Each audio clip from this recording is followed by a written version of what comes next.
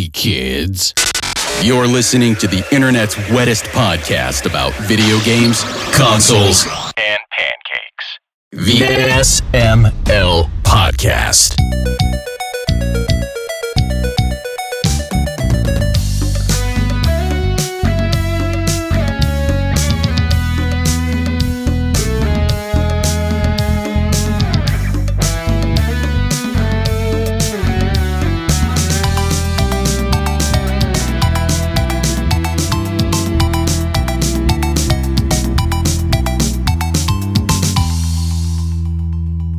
What's up, everybody? This is the SML Podcast. I am your host, Joe, and I am really fucking sick, but I'm still doing this anyway. Aki and Bri are here. How are you two doing? I'm eating breakfast because it's early.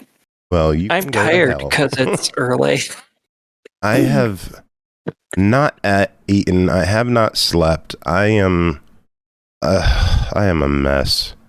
Like, when I'm sitting up, I can breathe fine. As soon as I lay my head down on a pillow, my throat just gets gargly and gunky and shitty, and I can't breathe.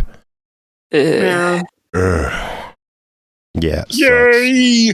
What up, Raider Biz? Thank you for the 47th month resub. Good to see you here. I guess you're able to make it when we do different time shows. Go figure. Oh, let's get to news. I don't want to babble too much this week. The new Xbox got announced. Good for it. Sort of. Anyone have any thoughts on it? Well, it was a 7-second clip that just said a name, so we don't need it. But other than that, no, I have no opinions. It could wait for another 5 or 6 years, and then maybe it'll be time to upgrade, because shit just costs too much right now. And with that thing's gonna be ungodly priced. Yeah, probably. I mean, they have come out. It confirms that. I'll just read the tweet from Asha. Great start to the morning with Team Xbox, where we talked about our commitment to the return of Xbox, including Project Helix, the code name for our next generation console. That's the important word here. Project Helix will lead in performance, so it's going to be expensive, and will play your Xbox and PC games. Looking forward to chatting about this with more partners and studios at my first GDC next week. Notice she did not say play all your Xbox and PC games, which has me thinking that if a game is not in the Play Anywhere program, it will not play on your new console. That's my concern. I would see that. I had heard rumors and stuff that they were trying to make it to where Steam would run on it too. And it's supposed to run multiple storefronts. Yeah, I'm just... the storefront is nothing. It's just a shell to download files. The important things are the games. And as long as they could get those games running on those machines... I don't know. If you end up not being able to play your entire Steam library on it, that's going to make shit unnecessarily fucking confusing. Which is totally something Xbox would do. After all, they have 5 different. But it's not a Steam machine. It's an Xbox. The primary concern is it's an Xbox, but it also plays PC games. Will it play every PC game? Highly doubtful, because there's many Steam games that are rated AO or not rated that would easily get AO that are not allowed on console in first place. Only because they're afraid. Nintendo, Microsoft, and Sony will not allow it. Don't go calling them afraid. Don't be a wiener. Oh, they're chicken shits.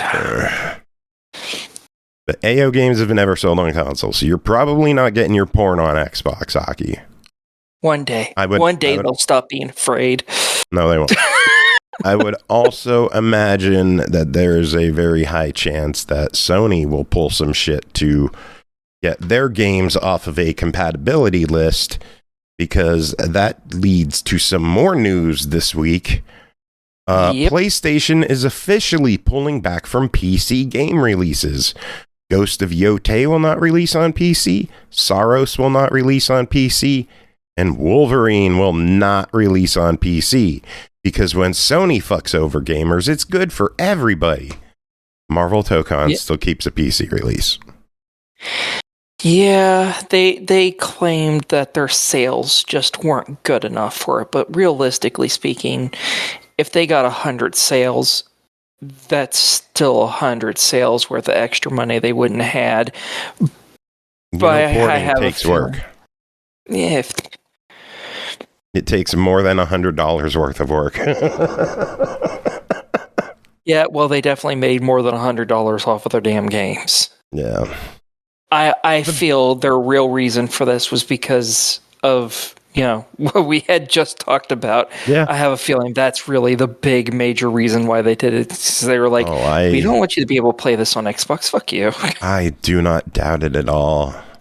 Yeah, some big shitty news. Like we're getting so close to like breaking down the walls of exclusivity. I think Xbox should be like, fuck you, you're not getting Fable anymore. Canceled. Xbox exclusive. Yeah. I never thought Fable should have went to PlayStation. That was an Xbox hyped game for what, a decade? They hyped up Fable as the savior Xbox exclusive. And they're putting a single player story game on the competition. Yep. Why? At launch, why? Yeah. Hurting their own customers. We were so close to having the future I had been wanting since before I was even on the show. I wanted to get rid of all exclusives and just have everyone play everything.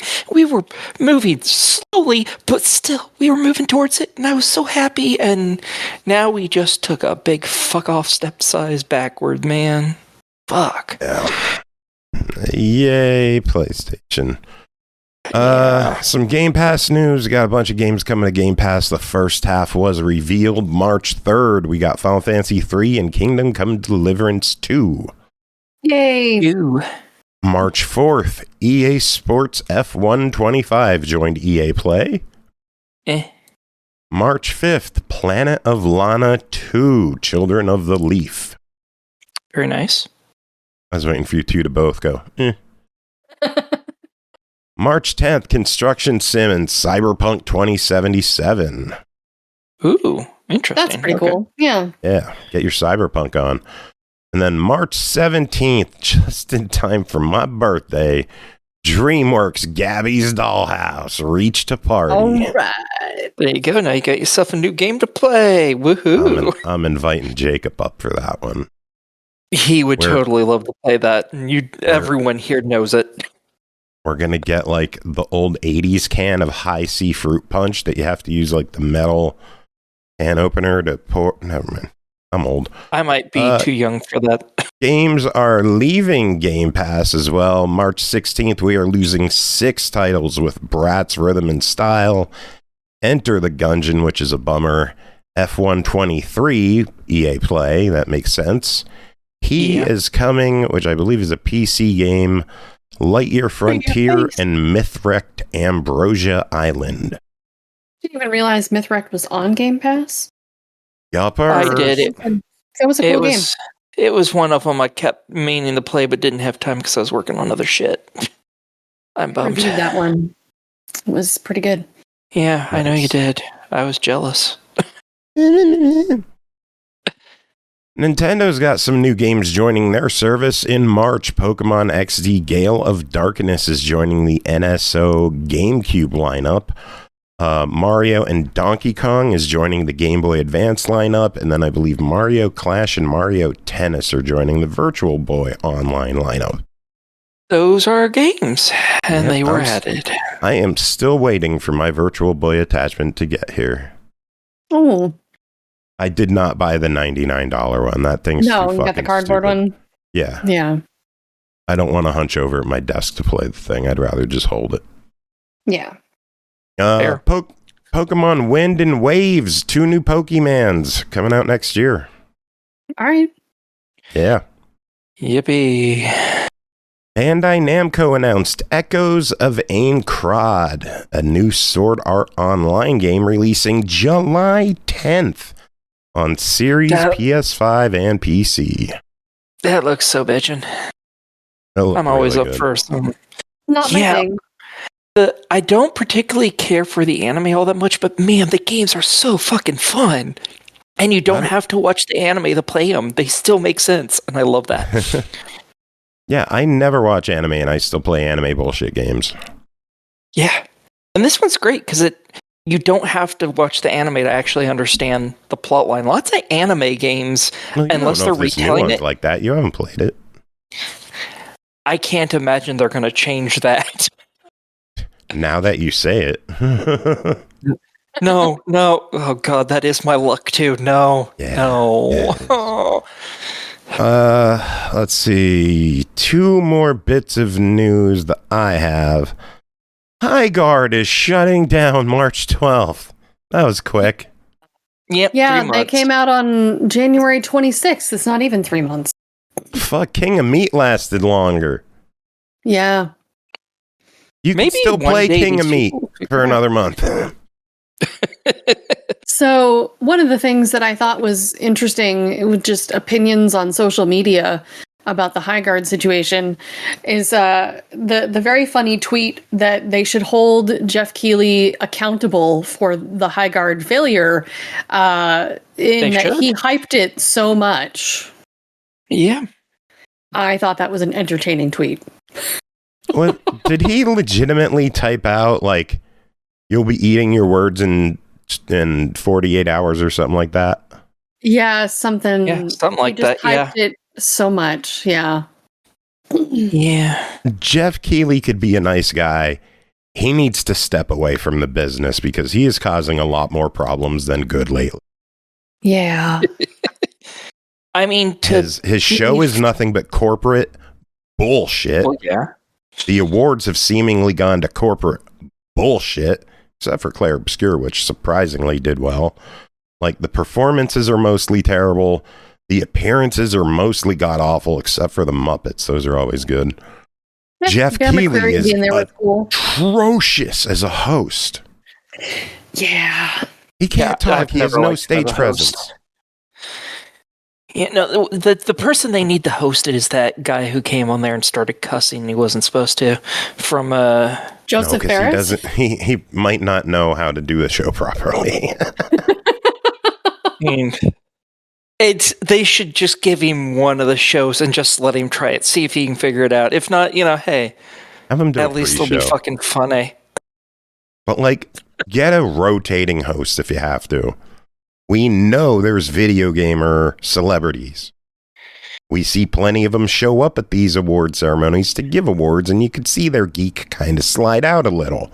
We need more people like that at these award ceremonies. We need less suits.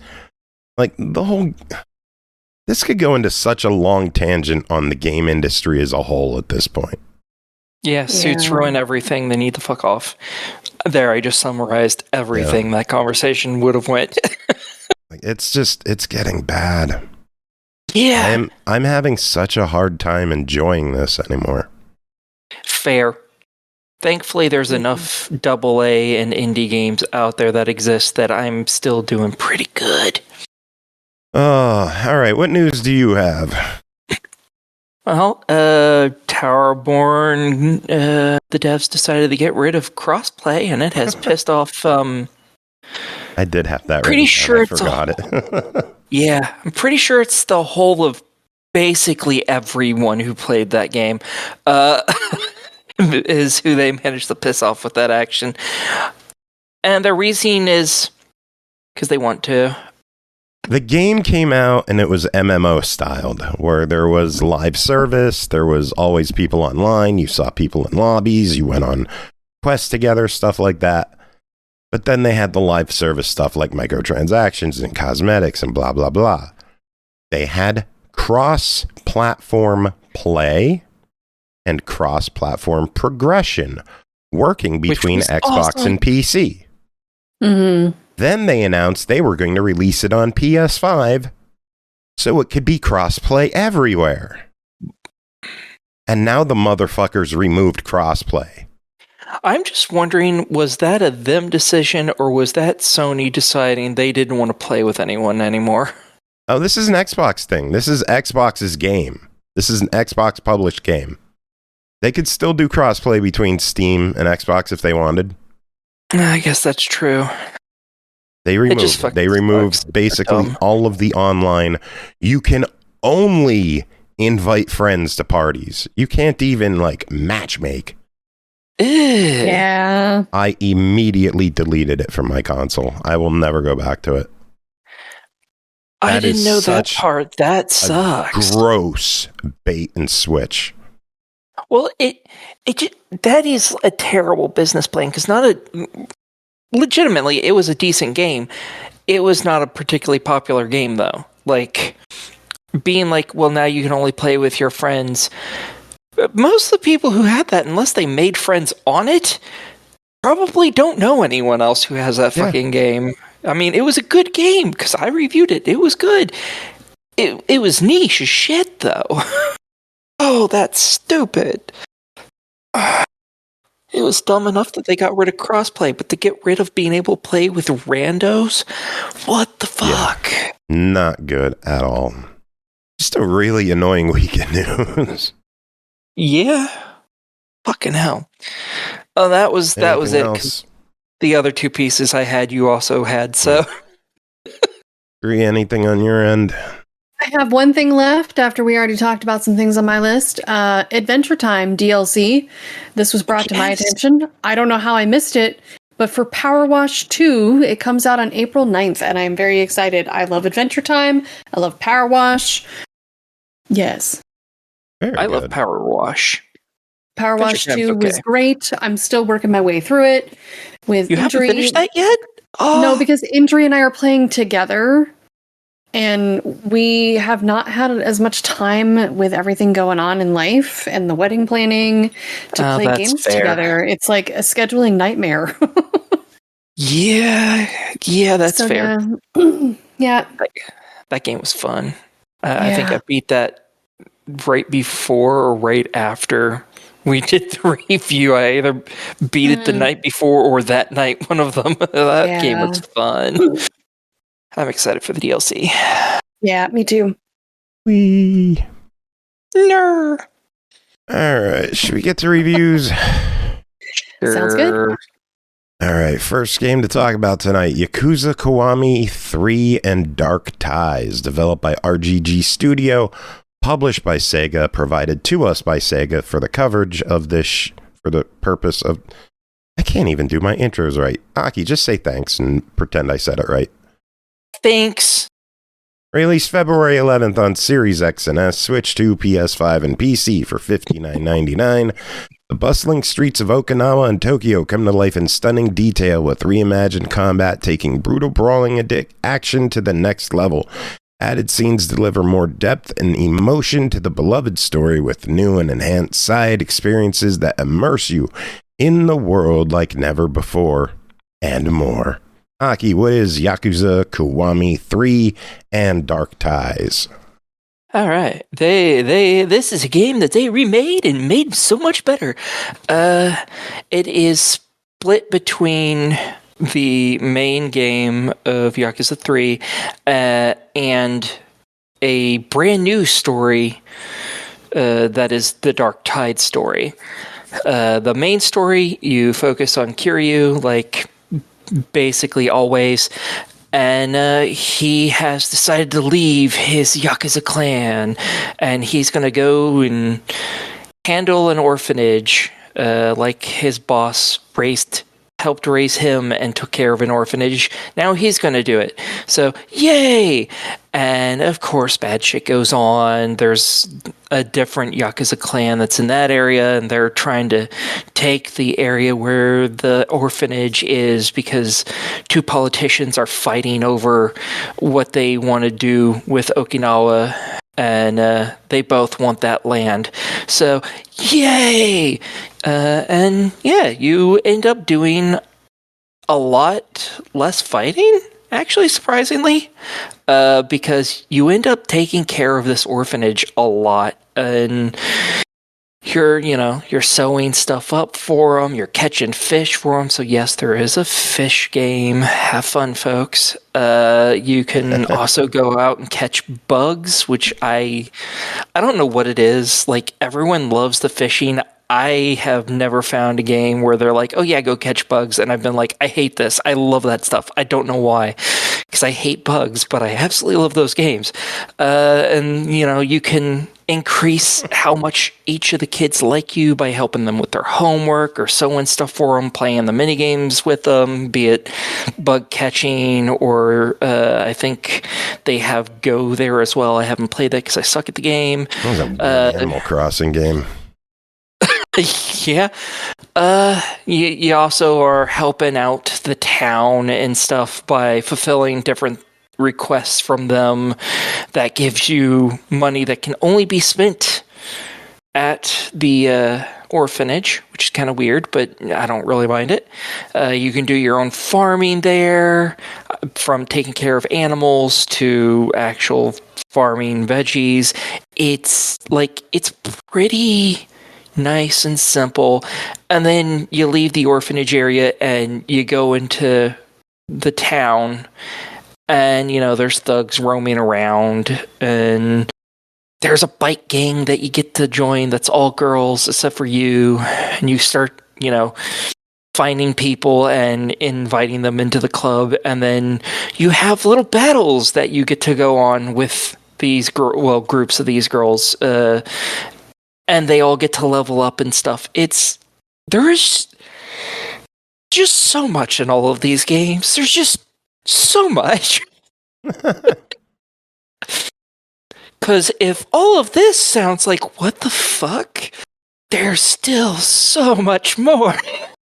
There's, you help out a lady with her phone business, and you start, using infrared to connect with other people to make them friends.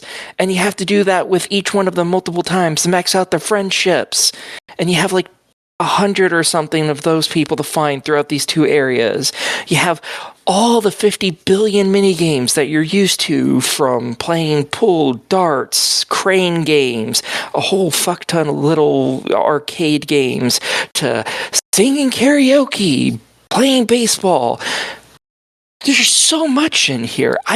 There's just, you're not going to be hurting for things to do in this.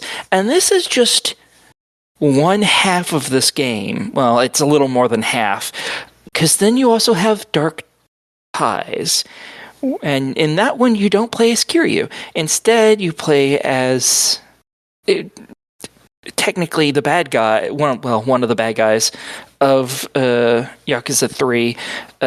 In that, and you see him joining into the Yakuza and going up the ranks and stuff, and that's Mine, who is also one of the main characters from The Man Who Erased His Name. He is that said man. So yeah, it follows him. He fights completely differently than Kiryu does, because Kiryu is very much let me just grab people and just punch the shit out of them, or let me grab this bench and beat the shit out of people with the bench, or let me grab this full motorcycle, and beat them senseless with it, because fuck it, why not? He also has a bunch of weapons in this game that, not that you have to buy like you do in some of the other games, but it's a completely different fighting style, which is interesting. And then Mine instead is very much like, I need to dodge around everything, grab people, slam them into the ground, and kick the shit out of people instead of really doing as much in punching. And yeah, they both, get their level ups by, hey, beat people up, get some money, use that money to buy strength, basically. Mine's campaign is much shorter. I managed to beat it in 2 or 3 days. After you beat it, you do get extra stuff in the main game. Yay! However, you probably, if you haven't played Yakuza 3 before, like the original one, probably shouldn't do that because it actually tells you a bit of the ending of this game by just what it's based on. So shout really, out to Injury with the 28th month resub. Oof. Much appreciated. And I got a drink. Here's some Powerade. So yeah, it's definitely play. Stays down. Hopefully, we don't need to see you vomit on screen or anything. So, I will get the camera and put it directly into the garbage bag. So yeah, you definitely want to play the Dark Ties campaign after the main campaign, unless you've already played Yakuza 3. Then you get a good idea of what happened. They did get new voice lines and voice actors in some places from the original because it's all seemingly new, which I wasn't fully expecting. And there's been a bit of controversy over one of the people that they have playing one of the big main bads, which is a shame. But yeah, overall, it's been a really fun game. And oh yeah, for achievement hunters, this one's going to be so much easier than the standard edition of it. And I would know because I'll never 100% any of the original ones because they're so hard. They got rid of the 100% achievement from the game. And for those of you who are like, but you 100% everything. Not in Yakuza, because all those games I told you, the 50 billion of them that are in them, you have to do them all perfectly to get 100% in the game. And I've never been able to even come close to that. So they got rid of that, so that's nice. And yeah, I don't know if I've talked about everything in the game. There's just, because there's so much, but I think I may have. Well, it sounds like you enjoyed it either way. Yes, very much so. So, clocking on $59.99, what do you think of Yakuza Kiwami 3 and Dark Ties? 100% worth it. This is an amazing game. If you like the Yakuza series, you're going to love this game. And if you don't like the Yakuza series, there's something very fucking wrong with you. There's something wrong with you, but... Of course. But we know what's wrong with me. No, we don't. Next up, No Sleep for Kaname Date from AI The Somnium Files, developed and published by Spike Chunsoft, released February 26th on Series X and S, PS4, PS5 for $39.99. Iris has been abducted by aliens, finding herself on board a mysterious UFO and tasked with completing a bizarre escape game. Iris knows there's one person who she can always count on for help, Kaname Date. She's on a fucking UFO. How is she going to find him? He's a pervert and she has boobs. That's how. Legitimately. As Date conduct investigations, solve escape game puzzles, and sink into the dreams of potential suspects to help Iris escape and unravel the mystery behind the Third Eye game. On a UFO in the middle of the goddamn galaxy. Boobs. Yep. Boobs are a powerful thing.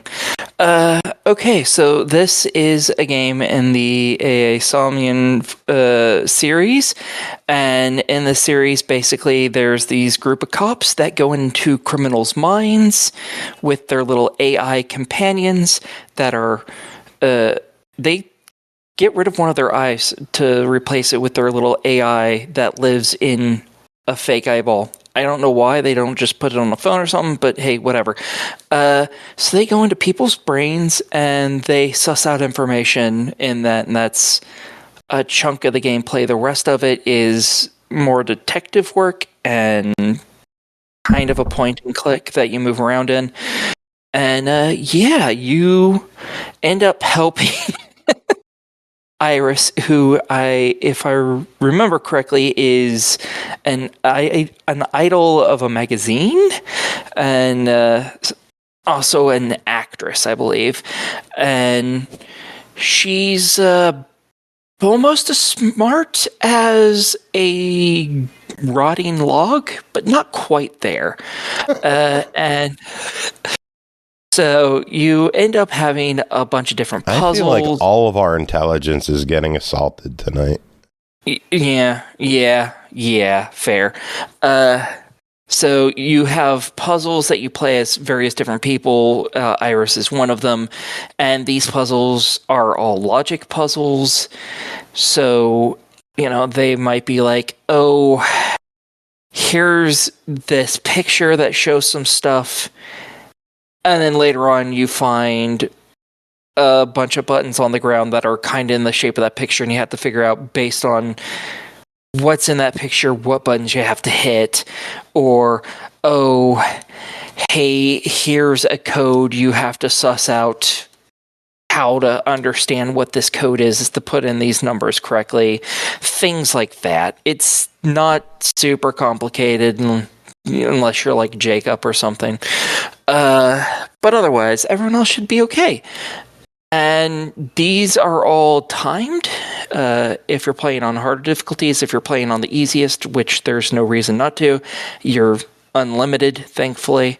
There's also points where you're just roaming around trying to get clues and stuff, and in those sections you're able to visit various places, interact with people, look around the environments, click a bunch of things a whole bunch of times to get various endings where you screw something up, which is really funny. And then there's also, lastly, the segments where you go into people's minds, basically, and in those are, they have a time limit on them, but again, if you're on easy, that time limit's insane. And there's a whole bunch of things. Every time as you're moving, it takes away time, but when you're standing still, it doesn't. Some of the options that you can choose in it take away a whole bunch of time. Others just allow you to continue forward immediately, and you're not told which ones are which at the beginning, so you actually have to click on them to figure it out, because later on you're also able to go and replay that section in order to get through it faster and to see all the other different options, because they all give you points that go to unlocking things like background music and picture, concept art, stuff like that. So yeah, this is a decently sized game, and I have actually reviewed this on Steam prior last year. I think last year, maybe the year before that even. I can't remember anymore. It's been a while.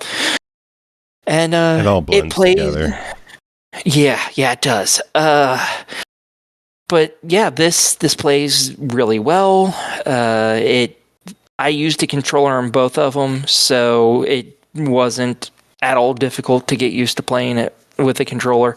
They didn't screw anything up from porting it from Steam onto Xbox, so they did really good. And yeah, $40. What do you think?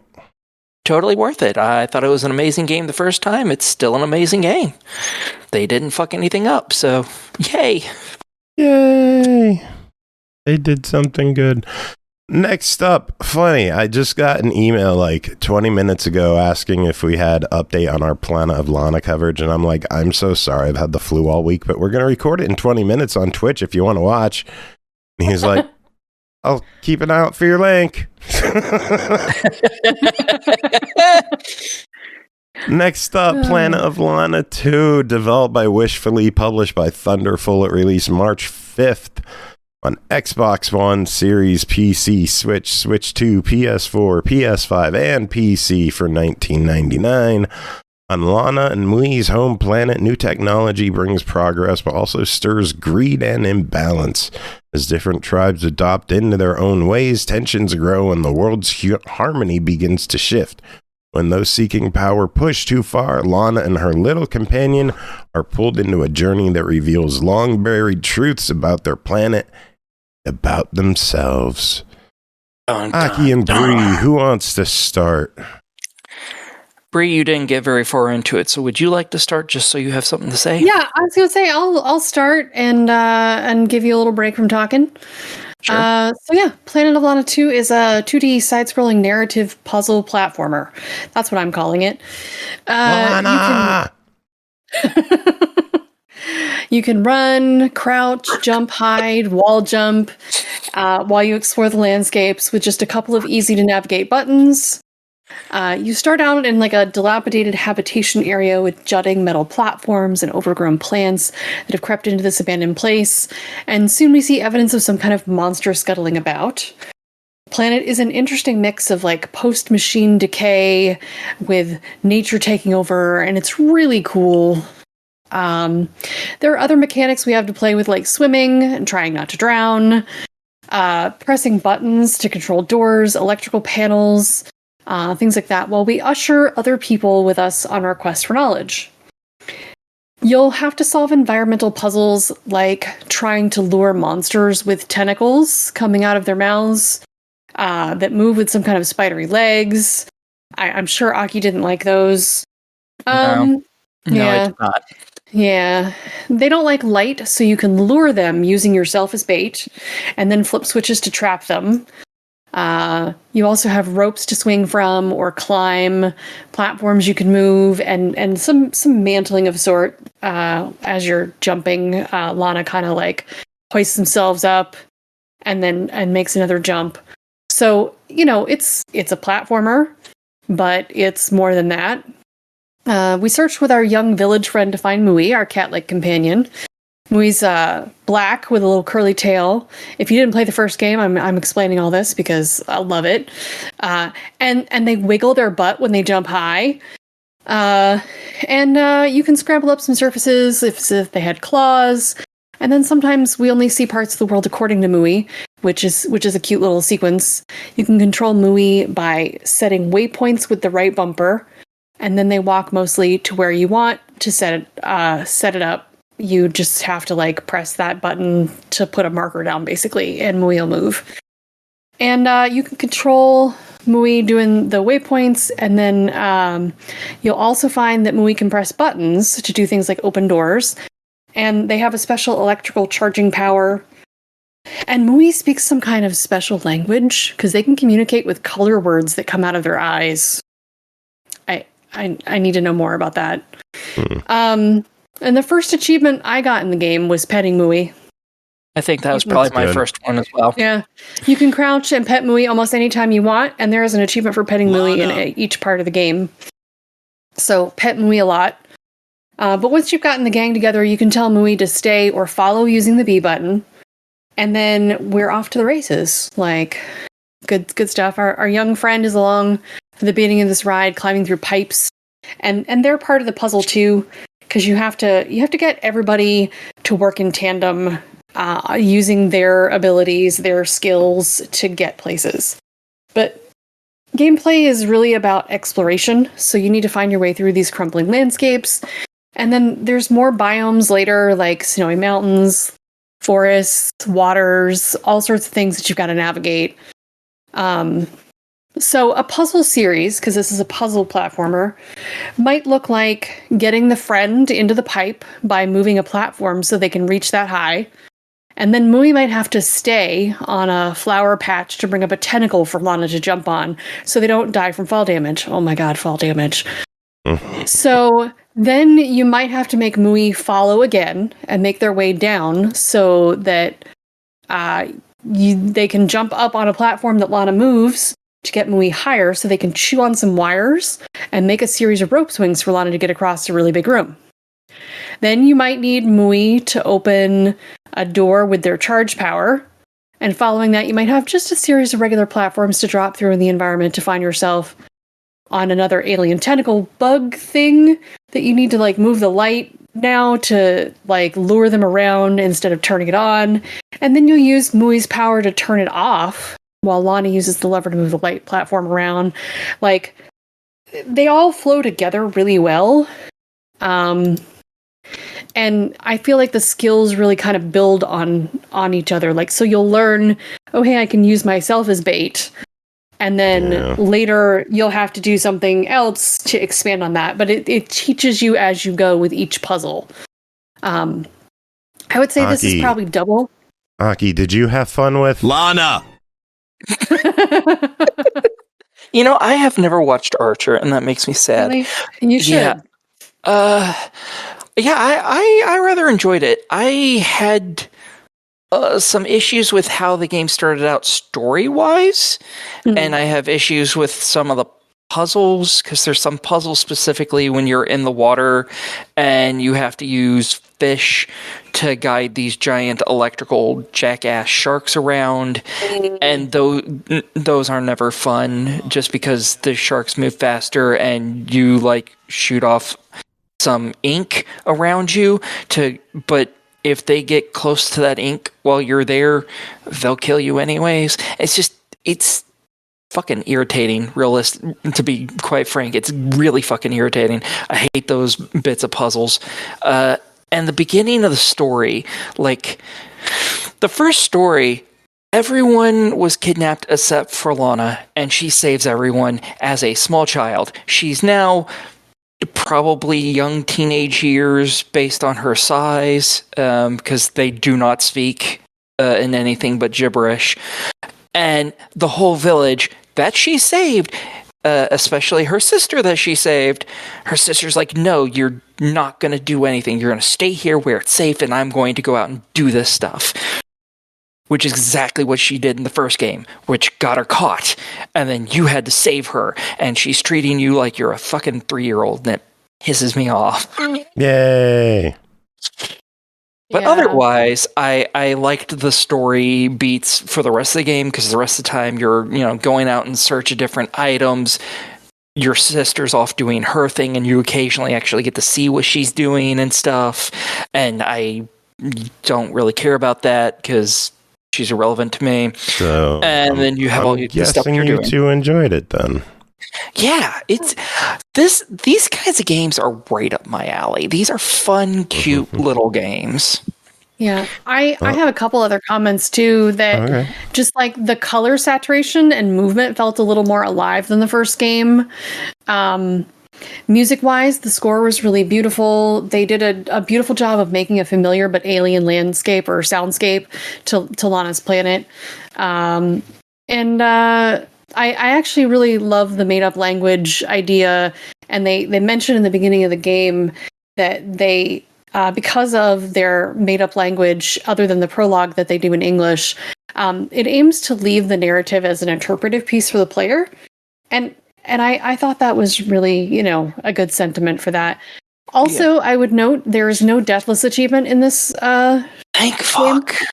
Yeah, just for finding collectibles, doing a couple specific things, getting all the achievement, but no Deathless, and which is great, because I died in the first 10 minutes because of the fall damage. I've died so many times to fall damage. It's ridiculous. That and the fucking electrical sharks. Both of those just ruin my day. Yeah. All right, well, $20 on Planet of... Lana! What? Lana! What? Well, since Aki's broken, I'll talk. If you like the first one of Lana, I think you're gonna love this. What? If you hadn't played the first one and you played games like Limbo or Inside, I think you'll enjoy this style of gameplay, and I would recommend checking out the first Planet of Lana and then get this one too. I think the price is good. I would say buy it. It's definitely by a year too. Great game. You okay? Just... All right, she's broken. Next game, Corner Kitchen Fast Food Simulator, developed by Purplehead Games, published by Ultimate Games, released February 26th, Series X and S for $14.99. Buy cooking equipment, prepare delicious meals, and serve hungry customers. Upgrade your setup, read customer reviews, and expand your business to become the top fast food joint in the city. Because it's Ultimate Games, they were awesome enough to hook us up with some extra keys. So stick around during the music later on, and you might be able to get yourself to win a copy. Bri, what is going on in Corner Kitchen Fast Food Simulator? Well, here is a title that tells you almost exactly what you're getting yourself into. Corner Kitchen Fast Food Simulator. I'm lost. You're opening a new restaurant on a corner lot that serves fast food. That's pretty much what you need to know. No idea what's going on. Yeah, if you've played a food simulator game or something like Supermarket Simulator, you probably already know how to play this game. And that's a good thing because there isn't much of a tutorial. There are a couple of tasks on the screen that tell you what you should do and vaguely how to do it, but not exactly how things work. Like your first task is to order a burger station on the computer. When you get into the computer, you press A to put something in your cart, and then you have to hit Y to check out, like using the computer checkout button, which wasn't clear at first, and I ended up putting like 4 in my cart from confusion. And then it doesn't tell you that you have to pick up the box from the curb outside, but if you've played these before, you know. And further, it fails to tell you how to open the box and install it. Is you have to place the item using the shadow placement view that has to be green, but I've played enough of these, so I figured it out. Here's a question. If Jacob played this, would he ever know what to do with the box? I'm sure he would figure it out. He's played enough of these too. But yeah, after figuring out that you have to do things like order supplies, figure out where the trash is to put your empty boxes, after you figure out how to empty them into your burger station in the first place, and then you make a menu, order, and set up a cash register, turn the sign to open. Oh, and then you have to learn how to make the burger. I'm harping a little on the lack of real tutorial here because I'm trying to see this from the perspective of someone completely new at this, and I would feel very frustrated if I'd never played one of these before. So once you're open for business, you have to take customer orders, fulfill those orders, and then deliver them to the counter and take the money. Sometimes customers will give you tips on how to improve the restaurant by snarkily saying things like, "Where was I supposed to sit?" Where the game does shine is visual representation of tasks and keeping recipes in order. It tips the trays on your station when you dip into them to pick different ingredients, and it has good cooking visual for when your burgers are done, and the ingredients are well organized, and the style of burger you're trying to make is indicated by the box you choose, so it'll give like a little pop-up of ingredients you need to put in the right order to make that particular burger. Like that part's really well done. Kind of like those burger patties. Well done. Visual representation for a lot of your stock is clear as well. You can see when you're starting to run out of most of your ingredients, which I really liked. Some mistakes I made because I just didn't know that you were supposed to unload boxes that may not be empty and not to throw them away immediately because you might be wasting your product. Something like a tutorial would have helped. I also didn't know that I could clean the floor with a mop that had that there was a radial dial of tools to clean up the shop before I placed the nearly permanent object on top of a piece of trash I could no longer pick up. And that prevented me from getting 100% cleaning rating and thus locked me out of an achievement. So that was frustrating. I just started a new game and got that achievement though. Because you can have 3 save slots in this game, which is nice. You also can't sell things you bought in error. Best you can do is put them in the trash or leave the box sitting out for later in case you can in fact use the chair you bought that doesn't work with the table you bought. And there was lots of grumbling and a waste of like $1,200.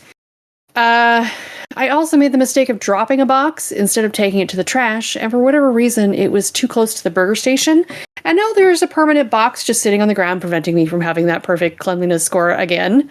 Yeah.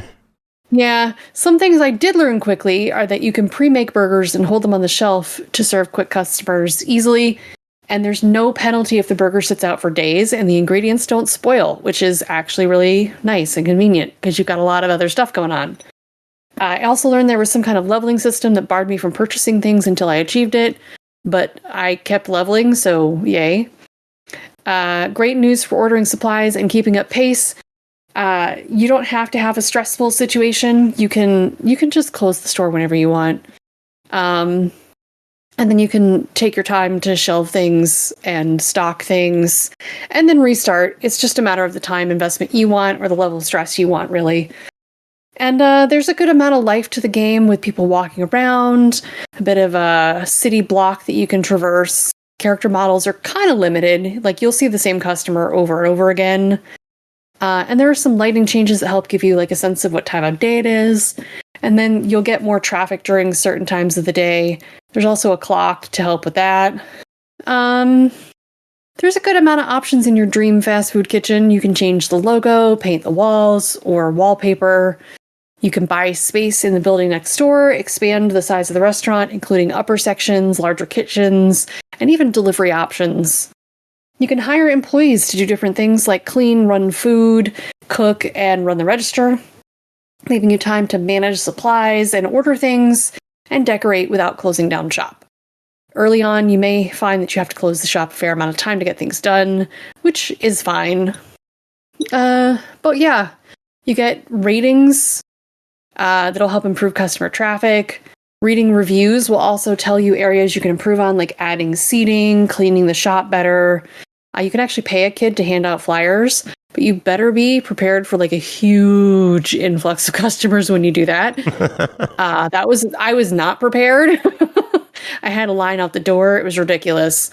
But yeah, after you gain a level, you get access to more ingredients, stations, like you can make fries and hot dogs, and you'll need, different shelving that you need to buy. There's some good, there's like minimal settings options, like including reverse axis, mute narrator, turn the vibration off. There is a manual save option, but it's only at the end of the day. I'm not sure that it auto-saves any other time. Seems like you can only save at the end of the day. The achievement list was nothing to write home about. It was sort of just there. They have like a couple of easy achievements, and then there's a pretty grindy one where you have to cook 10,000 burgers.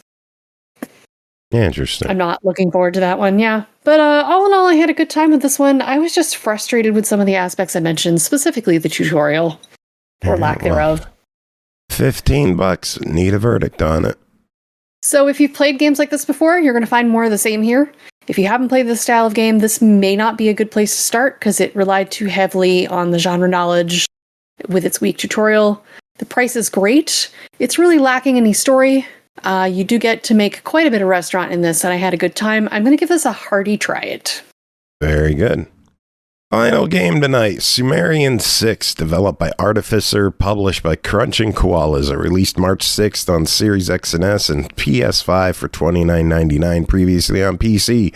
Lead an unlikely team of commando scientists behind enemy lines to fight Nazis, uncover arcane mysteries, and wield experimental technology to turn the tide of World War III in this real-time tactical stealth adventure. It says World War II, but we're still fighting Nazis, so, try to make it feel relevant. Totally. Yeah. So you and Pernell were going to cover this. Pernell did not make our show this week because I canceled it on Tuesday. So you were checking this one out, which makes sense because you're more of the stealth person anyway. What do you think of Sumerian 6? It's pretty good. In this, it's called Sumerian 6 because there are 6 of you idiots. And, there's 10 levels, I believe, in the game. All of them can be beaten very quickly if you know what the fuck you're doing. Otherwise, it's going to take you a few hours each level easily. Not that all of my playtimes have been over an hour and a half, and that's excluding all the reloads that I've had to do from the many amount of times I've died, or anything. Totally, no, not at all. And you start off playing as one individual.